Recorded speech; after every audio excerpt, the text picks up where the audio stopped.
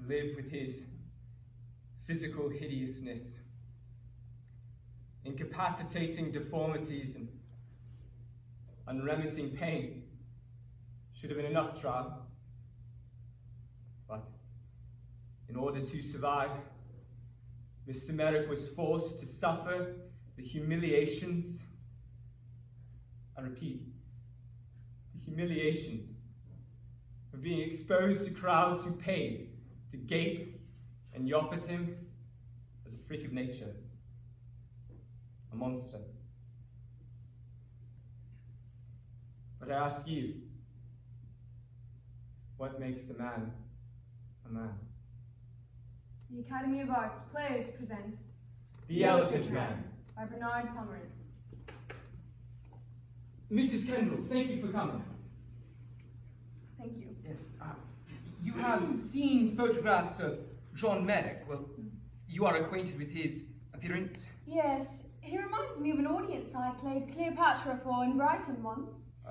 All huge, grim-head and grimace, and utterly unable to clap.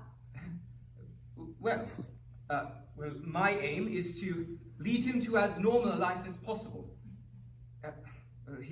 His terror of us all comes from having been held at arm's length from society, and I'm determined that shall end. For example, he loves to meet people and converse, and I'm determined he shall. He had never been inside any normal home before until I had him to mine. And what a reward, Miss Kendall. His astonishment, his joy at the most ordinary things.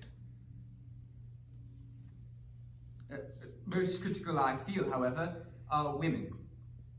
I will explain. Well, they have always shown the greatest fear and loathing of him, while he adores them, of course. Well, at least he's intelligent. Indeed. But I am convinced, well, women are the key to retrieving him from his exclusion. Though I must warn you, women are not quite real to him, more creatures of his imagination. Then he is already like other men, Mr. Trees. Yes, so, well, I thought an actress could help. I mean, unlike most women, you won't give in. You are trained to hide your true feelings and assume others. You mean, unlike most women, I am famous for it. But that really is all. Well, in any case, if you could enter the room and smile and wish him a good morning. And when you leave, shake his hand. Well, the left one is usable and really quite beautiful. And say something like, I am very pleased to have made your acquaintance, Mr. Merrick. Well, shall we try it? Come, left hand out, please. Come on. Mr. Merrick, I am very pleased to have made your acquaintance. Mr. Merrick, I am very pleased to have made your acquaintance.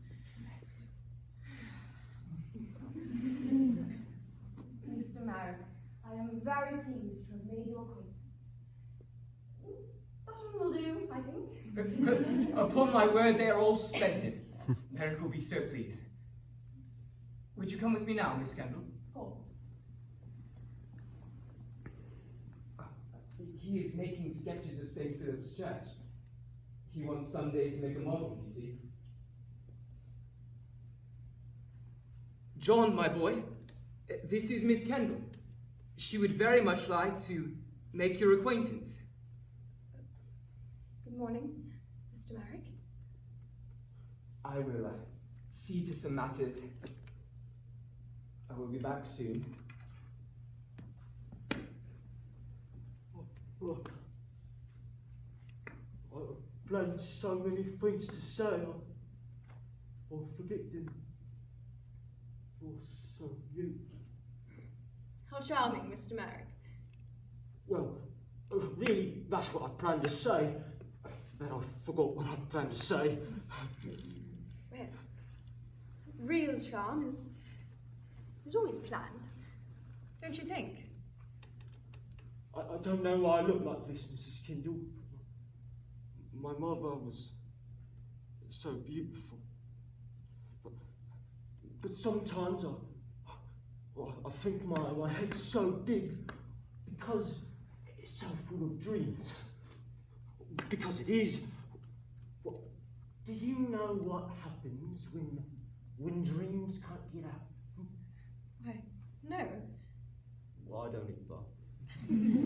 Well, you're a famous actress. I am not unknown. Well, you must display yourself for a living then, as I did. That is not myself, Mr. Merrick. That is an illusion. This is myself. Well, this is myself too. Frederick said you like to read. So, books. Well, yes, I'm reading Romeo and Juliet now. Juliet. What a love story. I adore love stories. Well, I like love stories best too, but if I'd been Romeo, well, guess what? What?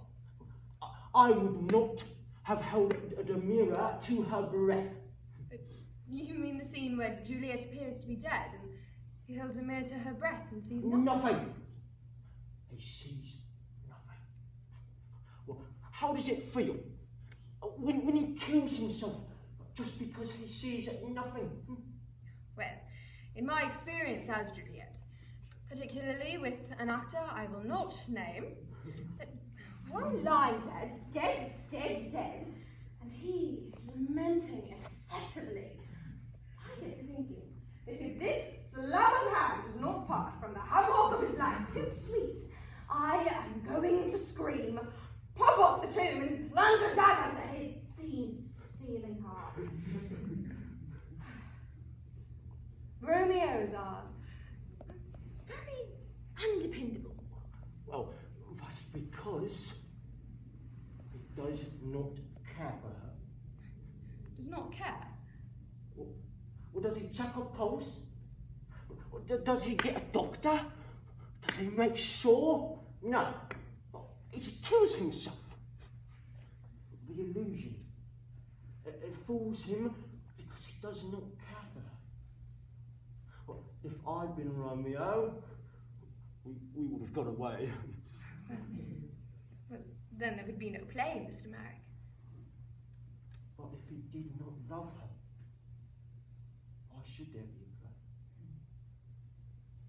I do not know. Well, you're famous, John. Look, we are in the papers. They have written up my report to the Pathological Society. It's a kind of apotheosis for you. Frederick, I believe Mr. Merrick would benefit from more company than you provide. And I should like to make it my task, if you permit. Upon my word, you are splendid. Mr. Merrick, I must go now, but I should like to return if I may. Would that please you? Yes. John. No.